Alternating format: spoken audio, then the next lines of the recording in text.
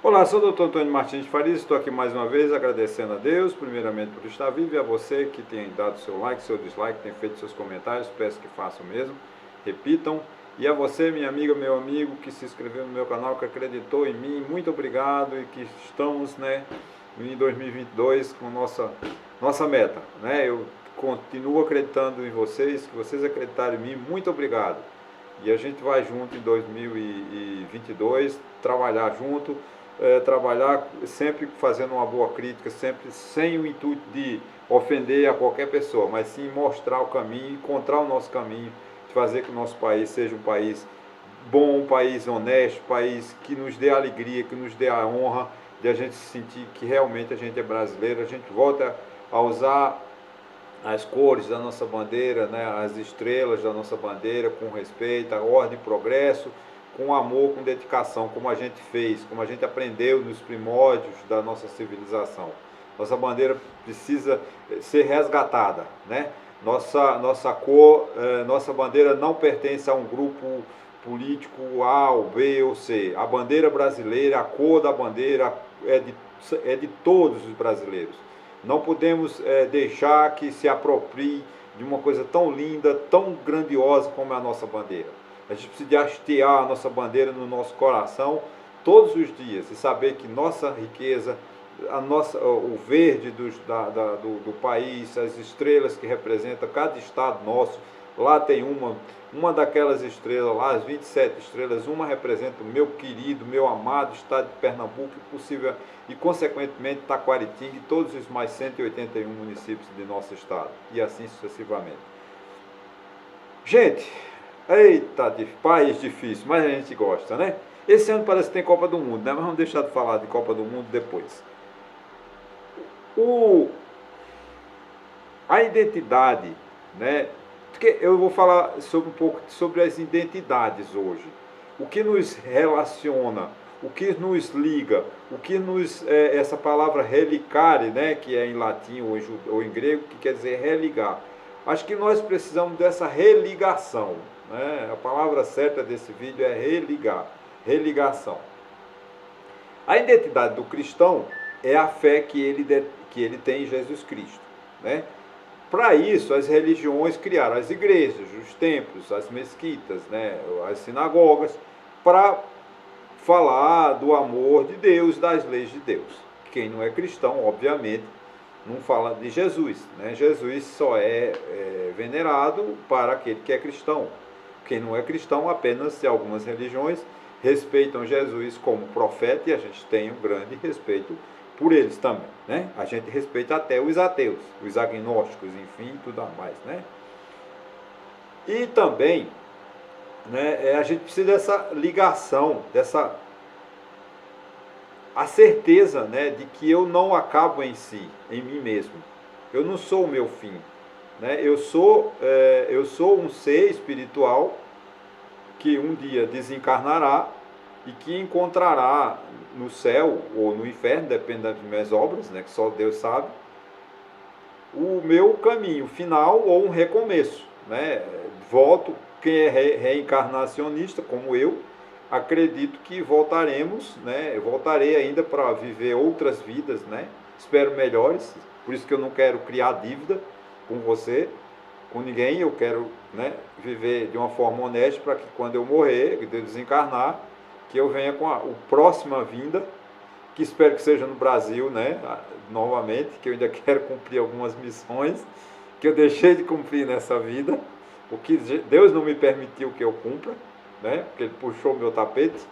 Tem uma expressão, que Deus não dá asa à cobra, e é uma grande verdade, A gente quer às vezes fazer uma coisa, mas Deus puxa a rédea, Diz, não é da sua vez, não é sua vez, Antônio, é na próxima. Então eu respeito a religião de todo mundo, viu? E que não quero aqui cometer nenhuma ofensa às suas religiões. Eu acredito que eu não termino. Quando eu tinha 12 anos, eu entrei num processo de depressão, porque eu estava limpando um barreiro, E fiz um trabalho ali, estava com coisa que chamava-se enxadeco. Acho que enxadeco vem de uma pequena enxada, uma ferramenta que cava, né? É uma enxada, vamos dizer, enxada, enxadeco, né? E eu fiz dei um passo errado. E a minha avó disse: Antônio, cuidado, seguro morreu de velho com 12 anos de idade. E essa frase, essa expressão, né? Seguro morreu de velho com 12 anos de idade. Falei, caramba, o que é que minha avó quis me dizer? Cuidado, você tem que ter cuidado, porque o seguro com 12 anos morreu, né? Pelo menos acho que é essa a interpretação. E eu fiquei deprimido, porque foi a primeira vez que a morte me chama a atenção, ou me chamou a atenção. Caramba, eu já estava com uns 7, 8, 9, né, possivelmente, estava perto de morrer, né? Acho que ninguém quer morrer, né? E eu falei, caramba, será que se eu não trabalhar certo, eu com 12 anos vou morrer também, né? Você imagina na cabeça de uma criança. Então a gente precisa de ter sempre essa ligação, né, entre a vida e a morte. Eu entendo que a morte não existe. A morte é uma mudança, é o nascimento, é a renovação, né? Quando eu nasci, no dia 30 de janeiro de 1957, eu morri. E vou renascer de novo, né, no dia que eu morrer, não sei quando. Espero que demore, certo? Essa ligação que a gente tem que ter com a vida é muito importante. E a gente precisa de crer, né? Porque uma pessoa que não acredita em Deus, eu acho que ela tem uma vida muito triste. Eu não sei, porque a gente não sabe o que se passa no coração das outras pessoas ou no cérebro das outras pessoas, né? Mas dormir, acordar e saber que Deus não existe, deve ser uma tristeza muito grande. E não ter a esperança de quando você morrer, você vai encontrar com seus ancestrais, né, com a sua família espiritual. Porque a gente deve se preocupar na Terra com a nossa família, né? Vamos dizer assim, por exemplo, eu sou Farias, eu me preocupo com a minha família Farias, me preocupo com a minha família Martins, com a família Ludogero, com a família Aleixo, lá de Serra dos Bois, que são pessoas que eu nasci, me criei convivendo com elas. Mas o mais importante é a gente se preocupar com a família espiritual. E a família espiritual é aquela família que já foi, que já morreu, né? No sentido real da palavra, como a gente conhece no dicionário, né? Morreu, né? É passar de uma vida a outra. Porque quando a gente morre, a gente tem o encontro dessas pessoas. Porque minha mãe não morreu, mas ela não acabou. Meu pai morreu, mas não acabou. Minha avó morreu, mas não acabou. E assim sucessivamente. Então a gente tem que ter essa crença, essa fé, essa esperança. O que eu quero, eu vou fechar o meu diálogo hoje, talvez assim meio não bebi, mas está meio assim a conversa de bêbado, pelo seguinte: porque a gente enxerga, vê, sente e lê no dia a dia, e o que até eu respeito, né? Ora, repito, a identidade do cristão é a fé em Jesus Cristo. A identidade do advogado, a identidade do juiz, do promotor, do desembargador é acreditar na justiça. Se eu não acredito na justiça, para que eu vou ser advogado? Ah, mas é porque os juízes vendem sentenças. Eu não compro. O juiz só vende sentença porque tem alguém interessado e compra. Só existe corrupção porque existe o corruptor. Só existe o traficante de droga porque existe o cheirador de cocaína, e o fumador de maconha e o fumador de crack. Só existe o sonegador porque existe aquele que quer comprar e não quer pagar imposto. Se as pessoas tivessem essa ligação com Deus, essa ligação com o bem, nada disso existia. A gente estava no paraíso. E não estou culpando Eva. Não, Eva não foi. Eu não culpo Eva. né, por ela ter comido a fruta induzida pela cobra e ter passado para Adão. Acho que ela quis fazer uma experiência, né? Ela não é ruim. A Eva não foi ruim. Eva, querendo aprender, comeu a fruta do conhecimento e ficou nua.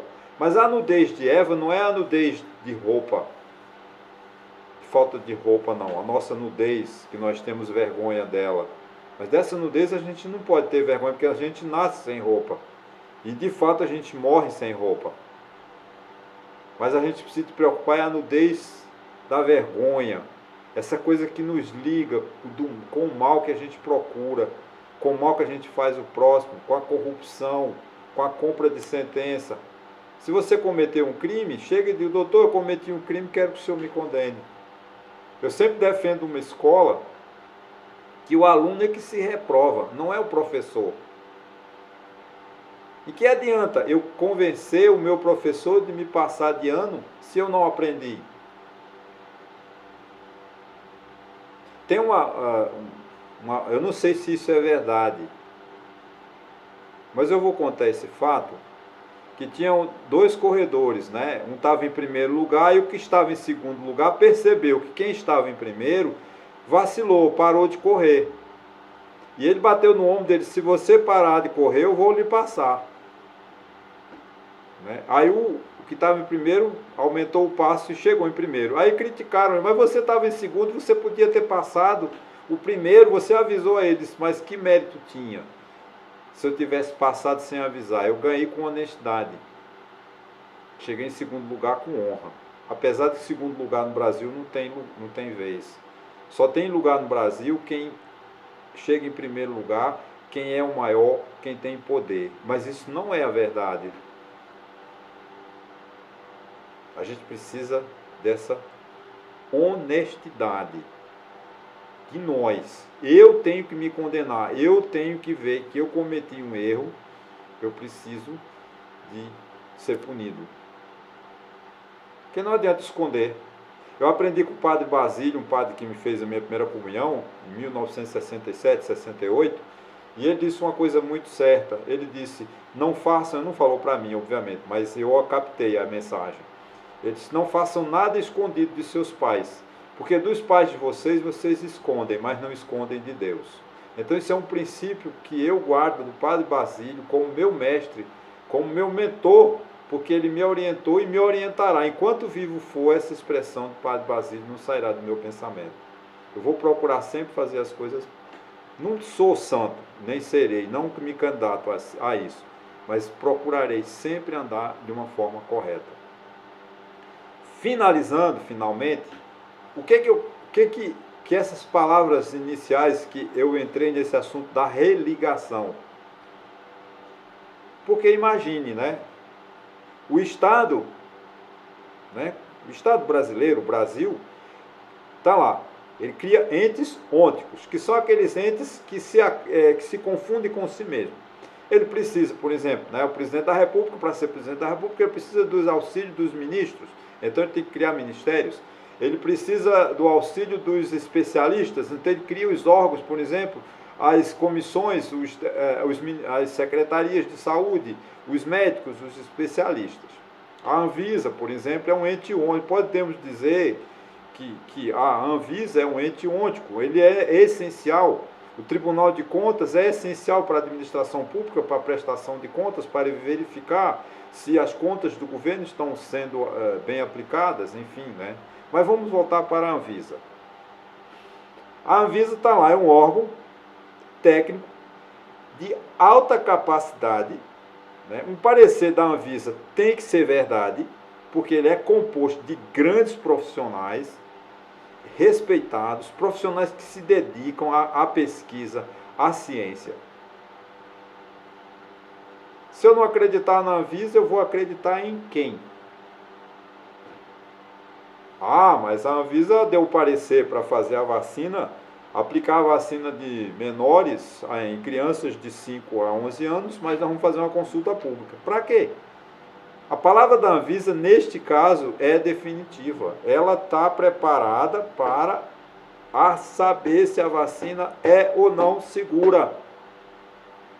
Ah, mas eu tenho o direito de pensar diferente. Tem, mas apresente prova.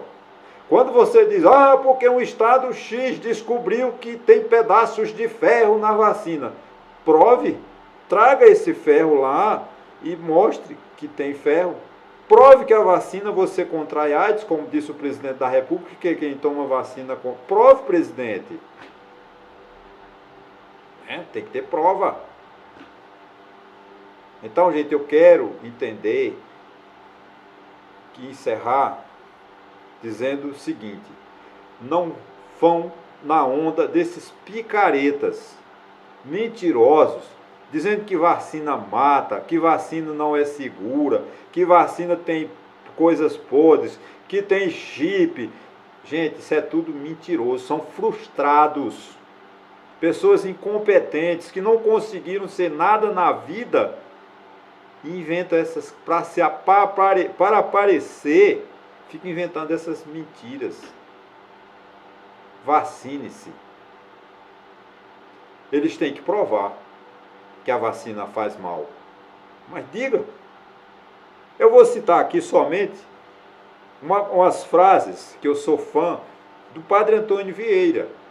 Padre Antônio Vieira, no discurso do Sermão de Santo Antônio, por volta de 1600 e pouco, que ele morreu em 1697, ele diz assim: quando os remédios não têm bastante eficácia para curar a enfermidade, é necessário curar os remédios, para que os remédios curem o enfermo. Se vocês acham, Padre Antônio Vieira, em 1600 e pouco, disse isso, escreveu isso. Se vocês acham que a vacina está doente, conforme palavras de Antônio Vieira, quando ele disse, se o remédio não cura, é porque o remédio está precisando de remédio. Deem o remédio à vacina. Conserte a vacina. Prove que tem pedaços de ferro dentro da vacina. Em 2 ml cabe fragmentos de ferro. Prove que você... Agora prove e dê um remédio. Invente uma vacina boa, mas não deixe nossas crianças morrerem. Mas não provoque mentira dizendo que as pessoas estão desmaiando porque tomam vacina. Isso é mentira. Não vá nessa onda. Pelo amor de Deus. Veja essa ligação homem com Deus. Essa honestidade que a gente precisa. Cada um tem o direito de pensar o que quiser, na política que quiser, mas não vá ofender, não crie mentiras para colocar em risco a vida de pessoas. As crianças estão abandonadas, estão precisando de serem vacinadas para que elas possam crescer felizes. Vacina é remédio, vacina previne, vacina é uma coisa honesta. Tudo bem, eu não sou cientista, mas se eu tiver alguma coisa contra a vacina, eu vou provar, mas eu não tenho. Então vocês que dizem que a vacina é o chip, é o remédio, é a tal da revolta da besta, o número 666, né? Prove. Né? Se vocês acham que vacina faz mal, prove, mas não inventem essas cascatas, essas mentiras, porque vocês estão ofendendo a Deus. E vocês não estão sendo cristãos, a não ser que você assuma a postura de ser ateu. Tudo bem, mas se você é cristão, não vá nessa onda. Tenham fé, acreditem nas coisas. A vacina, você tem que acreditar. Na Anvisa, você tem que acreditar. Se a Anvisa aprovou a vacina, a responsabilidade é da Anvisa. Então, vacine seu filho, vacine sua filha e seja feliz.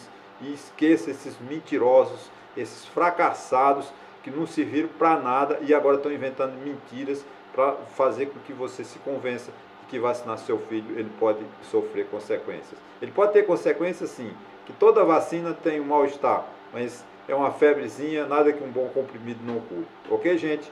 Não vá na onda desses mentirosos. Mais uma vez, muito obrigado.